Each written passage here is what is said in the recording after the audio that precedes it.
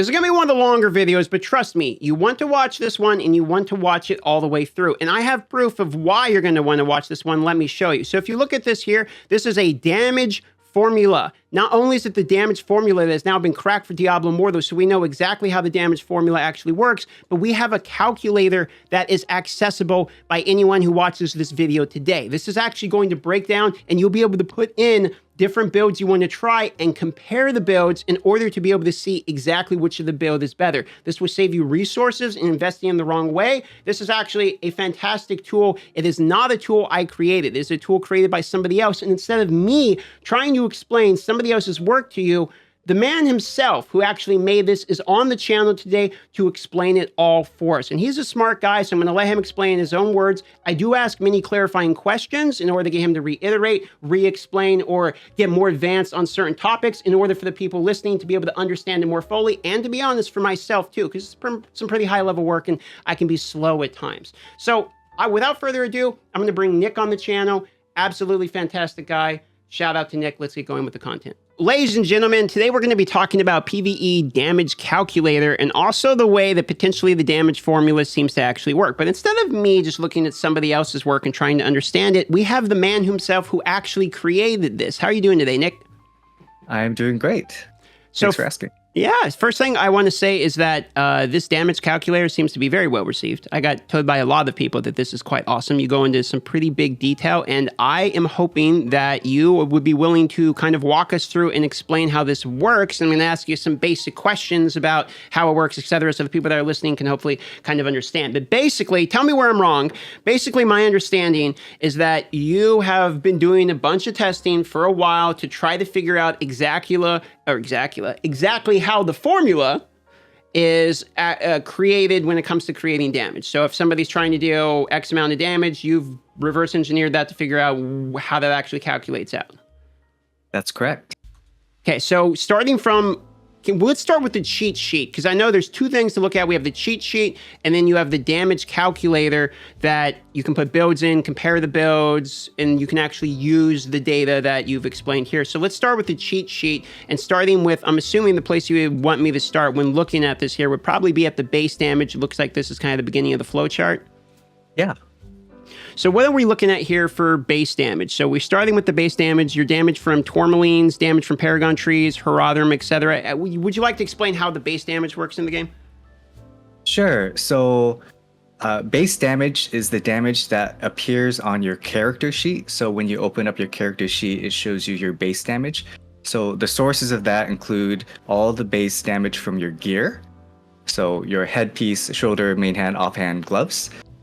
The bonus damage from your resonance, the bonus damage from tourmalines, your bonus damage from your primary attribute, so that could either be strength or intellect, and then bonus damage from your paragon trees, so the damage nodes within the paragon trees, and then your Herodrum, and then the last one I have here is bonus from your refinement, which is the new bonus damage that you get when you have gems socketed into your gloves. So all of that will total your base damage that appears in your character sheet. And would it be safe to assume that base damage is going to be one of the most, if not the most important step before we start talking about skill damage and modifiers, etc.? I would say that it is important, but I would also say that the majority of bonus damage for most players who are not spending on the game or not spending very much on the game actually comes from your paragon trees. Right, you can get up to 4,000 damage from your paragon trees, which is going to be a lot of bonus damage. So that's you're surmising that the best source of basically 100% free base damage comes from paragon trees. Am I understanding it correctly? Okay. Yes. And you can get, I think off the top of my head, was it 4,000 damage, I believe you can get from the total of paragon trees? If you take every single damage node from all the paragon trees, you will get plus 4,000 damage. Okay. So the very first takeaway from this is from the base damage, one point to know if you're listening to this and you're thinking, all I want is more damage. In that scenario, you're going to try to get 4,000 damage out of the paragon trees. Aim for that, for instance. I know there's some debate around life is very important in paragon trees, etc. But we're talking purely from a damage perspective here. If you want the most damage, take the 4,000 from the base damage. Is there any other major points that you think that people would need to know about base damage before we move on to the first modifier, skill damage? I would just mention that when you compare your base damage to other players' base damage, the base damage is just one piece of the picture. So just because someone has, let's say, 20,000 base damage, it doesn't necessarily mean that they will do more damage than you, right? Because there's other aspects, mainly in the modifiers, that will magnify your damage, your base damage. Gotcha. So some of these more flowcharts that we're about to get in here: skill damage, crit hit, actual damage, effective damage. Once we start talking about these, some of these can really be the reason that somebody that has lower damage than another person can actually hit higher. I think I read a little bit of your post where you were talking an example of this, for instance, and tell me if I'm wrong, but for instance, like legendary gems is an example where maybe you're trying to just increase your damage number. So what you have is actual, like you're just stacking your resonance. So you have like a Phoenix Ashes because it's higher resonance, for instance, whereas a Berserker's Eye is just going to give you more damage because it's literally a damage gem with damage effects that will affect your overall damage per second. Am I getting that correct? Yeah. Okay. And when we get to that area, I'll mention the specifics on that. Gotcha. Okay. So let's move on here to the next part. What do you think? Skill damage is probably the next one to talk about on this list here, it seems like. So skill damage, Sure. How exactly is this implemented? This is your formula here, so I want to understand what I'm looking at. So every ability in the game has a base damage modifier plus a skill damage base. So you can kind of think of it as if you are a brand new, fresh level 60 wizard, all of your abilities will do a base amount of damage, even if your character sheet's base damage is 0, right? Because if you're a naked level 60 wizard, you have no intellect, you have no gems, you have nothing. Your abilities will still deal damage, right? But as you continue to build your character and you get more intellect, you get more tourmalines, you get into your paragon trees, you're going to have, every skill is going to have a modifier that modifies your base damage, and that becomes your skill damage. Intuitively, I mean, in the game, it doesn't explain it like that, but when you look at the legendary gems, it always says you're going to do an X% of your base damage plus some constant number. Right? So it works just like that. It's just, unfortunately, the game doesn't share this information with you. And so oftentimes what I will suggest is, since I've only looked at this from a wizard perspective, that if you don't have this information, what you can do is you can just look at your skill sheet, and your skill sheet will tell you what your skill damage is. And then you can move on from there. And is there anything, for the average person, if they look at their skill damage and they see a certain number, is there any type of data they can extrapolate from looking at their skill damage to know what they need to do in order to increase their overall damage? Like, is there any point to knowing the skill damage portion of this formula? The skill damage portion isn't super important. Most of the time, you can just base everything off of the base damage and then modify the base damage to get your overall damage. Skill damage, the reason it's here is if people want to be very specific and know exactly how much their meteor damage is going to be, or how much their magic missile damage is going to do, then this portion is here for them. Gotcha. Understood. Okay, so let's move on to the next one because we have a couple more of these still to get through here. So if we look at here, actual damage and crits. This is numbers displayed on enemies. Actual damage equals skill damage x the modifiers. Critical damage bonuses on character sheets. Some bonuses are not visible. Okay. And actual crit equals actual damage x base crit damage plus AP crit plus crit damage. So this is very complicated, my friend. You want to explain what we're looking at here? We're gonna go up a little bit. Okay. So if you scroll up and to the right, we're actually gonna go to the effects. So the modifiers are, I would argue, the biggest and most important portion of the damage calculator. And the reason is this is where all of your magic attributes go. This is where all of your reforges. This is the impact of your legendary gems. Any of the buffs that you get while you're playing. And then it also includes your combat rating bonus damage. Right, so this is the most important because all of these are going to multiply with either your base damage or your skill damage, however you want to look at it. It's going to multiply and magnify your damage. Okay.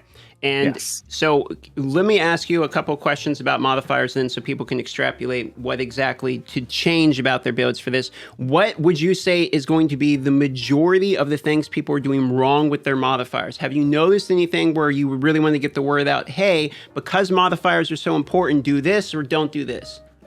Yeah, so the most important thing out of this category, or just for the modifiers, is that resonance increases your base life and your base damage, right? From your gear pieces, right? Nothing more, nothing less. Now, if you're looking for, okay, I want damage and life, then yes, resonance is where you're going to go. But if you're a low spender or you're free to play and you want to farm faster, or you want to clear dungeons faster, or you want to do raids faster, right? Then the number one place that you're going to increase your damage is by using 1-star and 2-star gems, because those are easier to level up.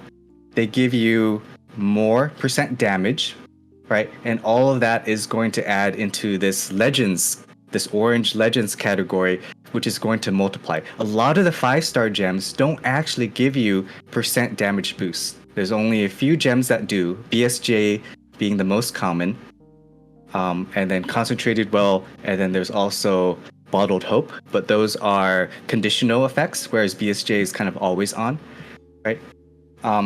Whereas there's a bunch of 1 and 2-star gems that give you % damage bonus, right? That will all add, they all add to this single category, and they will all multiply to your base damage. So this is going to be, yes.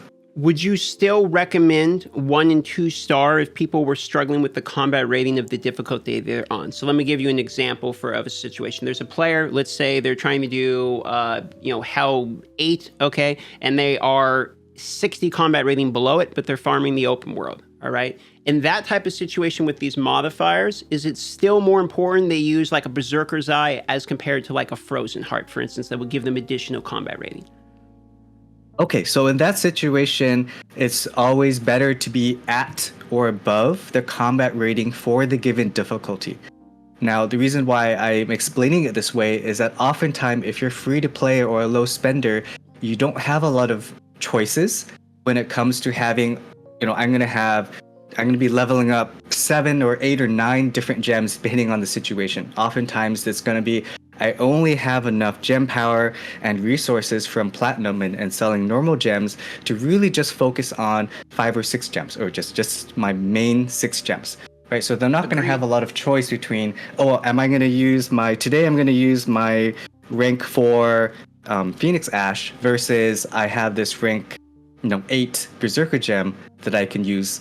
They're probably only going to have 6 gems that they're working on total. And then your suggestion to those people would be start from the beginning the 6 gems you're working on, if what you're worried about is damage, being damaged gems, so that by the time you actually get them to where they're maxed out as free to play, and we're talking more particular free to play or very low spenders here, that they will basically be better in the long run in terms of damage output than if they had focused all their attention and platinum and everything they could on getting lower rank 5-star gems, just the cheapest ones possible. Am I understanding that correctly? The reason for that is mostly unless your primary focus is PvP, right? In which case you want as much resonance as you can. Most of the game is PvE content, right? And so being able to do that more efficiently or effectively, and it's also more. I think it's more fun to see bigger numbers. I agree. And I saw your clip. I think you had a clip of doing 3 million damage as a wizard, within, it was a very short amount of time on the Blood Rose, etc. So obviously, you know what you're talking about in terms of actually outputting damage. So, so that's kind of interesting. The point about, I wanted to get the clarification on the combat rating. So combat rating's still quite important, but it is better to have the damage numbers once you're above the combat rating and you're actually at or above it. At that point, you kind of, hone in on the damage. And of course, combat rating can be farmed, right? For free-to-play or low spender, it does require the grind. Spending the money, of course, just gives you a little bit more combat rating sooner. And exactly, and I do think you make the good point about it because, like you're saying, everything's grindable. And the difference between combat rating between like the 5-star gyms and the 2-star gyms, unless they're all the way maxed out 5-star gyms, is not significant enough to stop free-to-play people from being able to do all the PvE content anyway. I mean, you can. So all of the comments you see whenever anyone are like ragging on the game, the people who defend the game will say like, you can do everything in the game. Like the guy who spends $100,000 and the guy who spends $0 are in the same content doing the same thing. The only difference is what you're saying, basically the base resonance, which it sounds like, even though is important, particularly in PvP, in PvE, you can actually get to maybe not the numbers that the resonance guys will have because they can still utilize all the strategies you're laying out here. But you can get close, or at least be effective in PvE, which is encouraging. Okay, so we understand how the modifiers work. You kind of explained that, and you did a great job explaining that. So now can we go back down to the actual damage crit numbers and start rounding this out? So I see you have Holy Banner here on the right. You have crit chance on the left. Where should we start next in your formula to get the whole picture? Sure. We can actually just go ahead and take a look at the left side first, which is crit hit chance. So this is a separate category that I have here. It's also a great source of damage, right? So this, of course, is available to anyone, right? Because when you're making your gear, instead of legendary gem choices, you're making your gear choices. A lot of gear that drops often has different magic attributes. And the number one magic attribute that I want to point out is critical hit chance. Because critical hit chance increases the chances that you deal at minimum double damage, right? So I have a formula here that just kind of outlines how that's calculated. But for most players, it's just total up all of the critical hit chance from your gear. That's what shows up on your character sheet. You don't have to pay too much attention to this formula.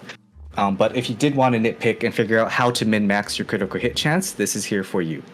Okay, understood. So we got the critical hit chance explained there on the left-hand side. And then I see you have the Holy Banner formula as well on the right side. Yes. So this Holy Banner modifies your base critical hit damage from 2 times damage to 1.35 times damage. There's a little bit of nuances with the Holy Banner in that in the description it says that critical hit chance over 100% will grant up to 65% additional critical hit damage. Unfortunately, that's not entirely what I found. I found that all of the fixed critical hit damage values that you have, so the 4% on your main hand or the 2% on Berserker's Eye, it doesn't actually add to the critical hit, the base critical hit damage. But I mean, for most players, it's not a big deal because Banner is, for almost everyone, will always be really, really, really good. The higher the uptime on Banner, the better your damage output will be. Understood. So from what I'm understanding here is basically both the Holy Banner and the critical hit chance from what I'm saying. Like these are formulas you can look at if you want to kind of min-max, but for the most part, they kind of are what they are and they just happen. You don't really have to worry about them as much. It's more about understanding the modifiers we talked about a little bit earlier and understanding the base damage, etc. Is that about right? Yes. Okay. Yes. So let's move on then to the... Oh, sorry, unless you had something you want to say. Didn't mean to cut you off there. No. We can move on. Yeah. Okay. So actual damage and crits here. So this is where we're getting to the numbers that are actually showing up, or how is this explained here? Why don't you break down this portion for us? Actual damage and actual crits are the numbers that are actually displayed over the enemy's heads, right? So if you were to take all of your values and your formulas and you were to plug them in, the actual damage would be your white damage, right? That's the normal hit that you make on the enemy. And your actual crit here would be the actual orange number, right? Or yellow number, depending on what type of damage it is, that appears over the enemy's head. Understood. Okay. Yes. And how does that differ from effective damage? Is this basically effective damage is more where we're starting to get into like the DPS type of numbers in conversation, or what is the difference between these formulas here? Sure. So for actual damage and actual crit, those are the numbers that you see visually in the game, but it doesn't actually factor in your crit chance. Like how often are you actually hitting those critical hits, right? And that is modified by your critical hit chance, right? So if I, for whatever reason, have 0 critical hit chance, then I will never see a crit, and my effective damage is basically all of my white damage. But let's say I have a monstrous amount of crit. Let's say I have 50% crit chance. then that means half of the time I'm doing critical hits and half of the time I'm doing white hits. And then I would just this formula just averages that out to tell you what your effective damage is. So you're getting the means of all the numbers aggregated essentially, and you're kind of getting the... Yes. Okay. Yes. The only exception is when you do have Holy Banner up, you have 100% critical hit chance, right? So your crit damage is your effective damage. That makes sense. Okay, so this is sort of the actual damage and crits is the one that's showing up on the monsters, and the one you kind of want to really focus on. The effective is going to be essentially what it is at the end of the day, what your damage on average is looking like each swing. Yes, that's correct. Okay, so we're with you. And what this cheat sheet is for is you have also made, in tandem with this, from what I understand, you have made a damage calculator as well. And let me get this screen where I can see it a little bit more. Do you want to start breaking down a little bit of what this damage calculator is? What was the process behind this? Sure. The damage calculator includes some of my notes in the beginning, but we don't have to look at the notes because it also kind of includes the formulas. But the most important part of the damage calculator are the build tabs on the bottom. And then the build tabs are where you can input in your information. So if you go ahead and switch over to the builds tab. Okay. Yes. So at the very top, you can input in the base damage of your gear. You can input in your resonance, your tourmaline damage, your refinements, etc. And then it will output what you should see on your character sheet. There is one source that I forgot, a small source I forgot, I have to fix that. But otherwise, whatever that shows up on your character sheet should match with what's on the spreadsheet if you inputted in everything correctly. So effectively what we have here is you've made basically like a calculator, a very simple formula where I can type in all of the stats for all of my skills, all of the, everything you got, the gems, whatever it is you happen to be using. You put that in. That is build number 1. At the bottom, there's another tab for build number 2, which you effectively can do the same thing. And then what we can do is go to the compare tab, which will compare the 1 and 2 together. And effectively, I'm sure what we're all trying to look at is at the end of the day, we want to know, okay, the effective damage, which of those two builds has the higher effective damage. And that's the purpose of the calculator, correct? That is correct. It's a way for players to make future decisions based off of the limited resources that they have available, right? So we know gem power can be very difficult for players to obtain. And oftentimes it's like, should I rank this one up first or should I rank this one up first, right? Or should I wear this piece of gear or should I wear that piece of gear? So this will help players who are interested in that type of specific min-maxing to make those type of decisions. This will help them make those decisions. Well, I want to say a couple of things, which is, first of all, thanks for all the work. I'm sure there's a lot of people that are going to use this. It's going to help them, probably save them time and money. So I appreciate you doing that. I also appreciate you explaining this. And for both me as well as the audience, I know my brain's slow, so I have to go slow through it and reiterate what you're saying to make sure I understand it. And so I just really appreciate you taking the time. And I want to give you, if you got anything you want to plug or anything, I think you've explained it all, and I don't want to take too much of your time, but if you have some you want to plug, you have a YouTube channel, can we shout you out somewhere? Oh, no, this is my contribution to the community. Like, I love, as much as there are challenges with the game, I do love playing the game. It's a mobile game it's the first, Diablo mobile game, which is cool. I play it on the PC too. But ultimately, the only plug I want to make is that if you see players running around with rank 1 and rank 2 star gems, to not consider that, or to consider that, hey, those gems can actually be really, really good for the player. And that you don't have to have all 5-star gems. You don't have to spend money to rank all these 5-star gems up to do well in the game and to have a good time in the game.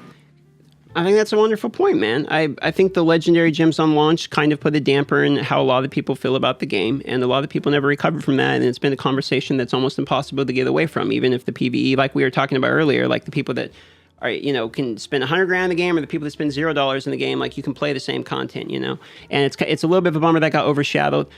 This will definitely help people that are just trying to do that. I think you've done a phenomenal job for the community here on this, and I really appreciate that. And on top of it, I'm going to pause real quick because I forgot what I was going to say. There's one other thing I wanted to ask you.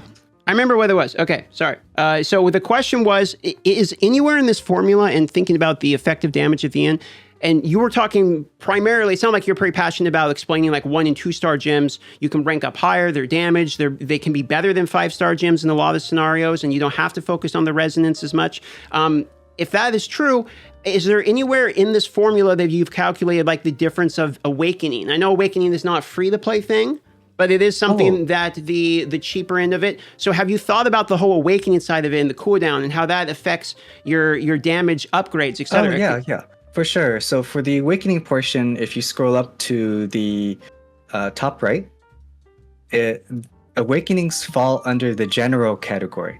So all of your skill damage, your primary damage, your monster like elite, beast, undead, demon damage, certain set bonuses, and your awakening damage goes into that category. So awakenings are also a good source of damage, but again, that does cost money. But I would argue that a lot of players who are only focused on 5-star gems will probably never ever get a 5-star gem to rank 10. Completely agree. Completely agree. Rank 1 gems and rank 2 gems, especially rank 1 gems, are much more accessible to get to rank 10, which allows you to, if you're willing to spend, to unlock those awakening bonuses for those particular gems, gear slots. I completely agree. And I will admit I have a selfish reason for asking, because I've been very interested in Awakening lately. Something that I'm trying to push for is them to add in the ability to purchase Awakening with Platinum at the same ratio like you can do already with the Reforged Stones. It's like, absolutely. You know, I firmly believe free-to-play should have access to that side of the game. And I would also love to hear from somebody that's obviously done way more damage number testing than I have, how much the Awakening has influenced their builds or affected DPS, etc. I don't know if you have done a whole lot of focusing on that part, but I'm very curious about the Awakening side of it. It's a little challenging to do that, mainly because a lot of the Awakening bonuses are percent cooldown reductions. For example, 10% cooldown reduction, which can have a big impact on DPS, but unfortunately I haven't looked at damage per second. I'm more focused on just raw damage. Understood. Yeah. Okay.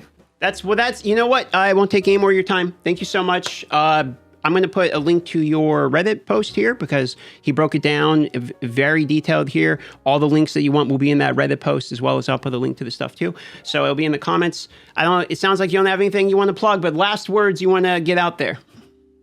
No, I really appreciate you having me here today, DM.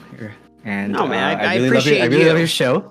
Love your channel. I've been watching for a long time. I'm really sad that a lot of the other content creators are gone. Me too. But I'm still happy that you're here. Well, man, I really appreciate that. But thank you. I appreciate you, bud. All right, end of the video, everybody. Bye bye now.